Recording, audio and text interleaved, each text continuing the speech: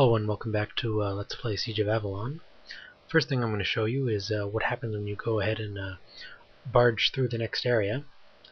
If you go inside, it seems to be some kind of a ritual chamber, and you can see Lydia's body.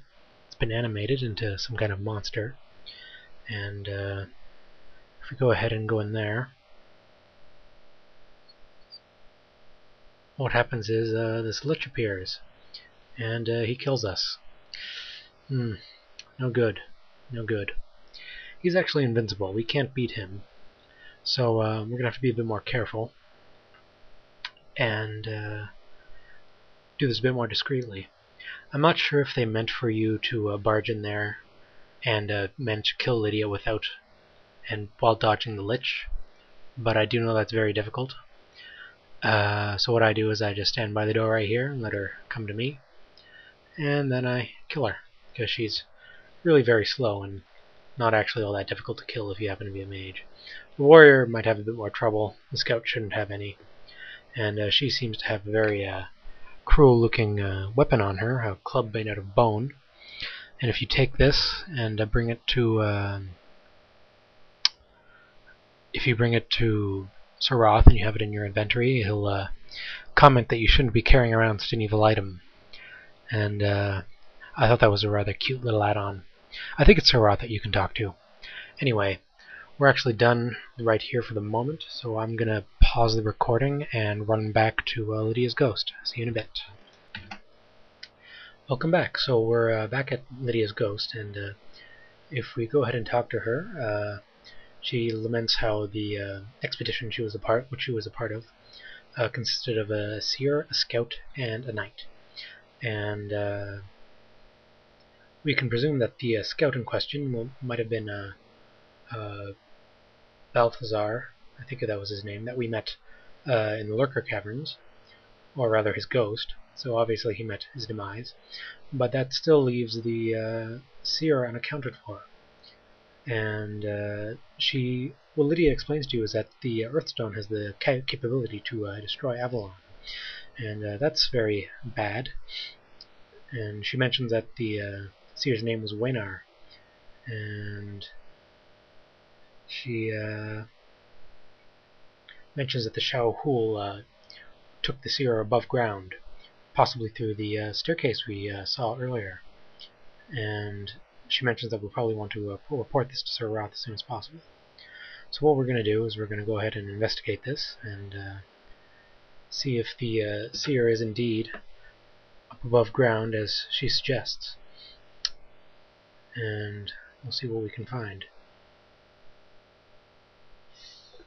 Oh, well, that's interesting. They weren't there before, but they seem to be here now. Curious. Anyway, this seems to be the seer, and he's accompanied by quite a number of Shaohu who we have dispatched without too much trouble. So we go ahead and talk to him, and if we ask him about Earthstone, he'll begin talking about a lich, and he claims it to be a very powerful undead creature.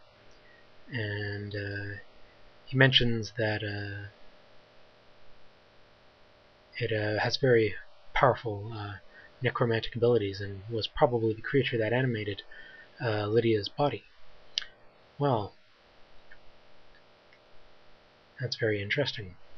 So now we have rescued the seer, and I believe at this point he begins to walk away, and I think you have to be sure to follow him until he disappears. Otherwise, I don't think it triggers the right event, or some variable doesn't get set properly within the game's code, so just make sure you follow him until he disappears. At least that's what I suggest. I could be wrong, but it's probably a good idea. Anyway, if we go up here and start running back towards the castle, we get chased by a bunch of boar worms, but again, they don't give any training points, so we're not going to waste our time with them. So this is familiar territory. We're back in the little village. Of course, it's daylight now, which is a pleasant change, and we get chased down by some dire wolves on the way back to the castle. They're actually worth training points, so we actually stop to kill them. We end up back here. So now we have quite a few things to talk about, and quite a few things to do. So we're going to go ahead and get a head start on that. I think the first thing we'll do is we'll head to... apparently we can't head there just yet. It seems that we haven't opened it up on the map yet. So we'll head to Sir Roth, since he's the most pertinent individual to talk to, I suppose. He seems to be our main commander figure. So we'll go ahead and report our findings to him. And if we talk to him...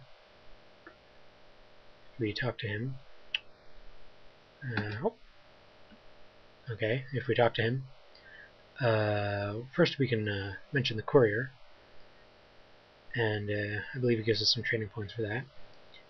And then we can talk about the Lich and the party and Waynar, and he tells us to go talk to Philios about it, which is not surprising in the slightest, I suppose. And so we're going to go ahead and talk to him, but first we're going to wrap up some other things we wanted to do over here. We don't have very many quests left to investigate the Earthstone, somehow find the lurkers, somehow help the lurkers, but I don't know if we're going to be doing that just yet. And we need to neutralize the Lich situation, as Sir Roth put it. First we're going to get the training that we left behind. If we check our character screen, we now have 190 training points, which is quite a few to go around. So we're going to go ahead and invest those. Once again, we're going to get all of this specialized training because of the incredibly good cost it comes at. So quite a few ones here. We'll grab those. And as we remember, if we recall, there was a rather boisterous individual in the floor below that had more training for us. So we're going to go ahead and talk to him, see what he has to offer. He has quite a few as well. So we'll grab those. As you can see, we're burning through our training points rather quickly. We're already down to 105. Fortunately, that's just about all of the special training there is. I believe there was a few more left with Philios' assistant, so we're going to grab those as well. But first, we're going to sell off all the items that we collected. And there's quite a few. And I think rather than bore you with the details, I'll just skip through the selling process and come back when it's done. See you in a second. And we're back. I sold off most of the items that we had, and we're up to 1,086 gold crowns. So we're going to go ahead and buy that item that we saw earlier, the Mystic Black Robe. It looked quite handy, so we're going to see if we can pick that up. If I can remember who it is that sold it. Let's see here. Here it is. 800 crowns. And it adds, whoops, -5 strength, +5 mysticism, and +10 mana. Oh, that's rather good. It's rather expensive for a rather small bonus, but I suppose we'll take it anyway. And it can actually go on the outer slot, so I guess we'll throw it there. Well, we don't really look very nice now. Anyway, we'll swap out our items back for the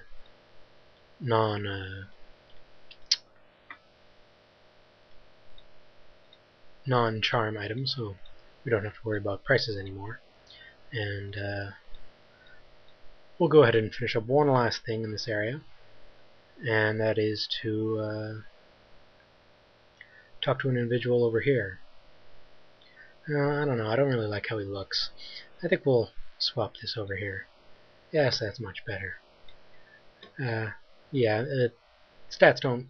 your defensive stats don't really matter that much as a mage, so we can go ahead and pick whatever looks cooler rather than whatever is technically more optimal. Anyway, this is the end of... if you recall, we found a signet ring in the caverns, and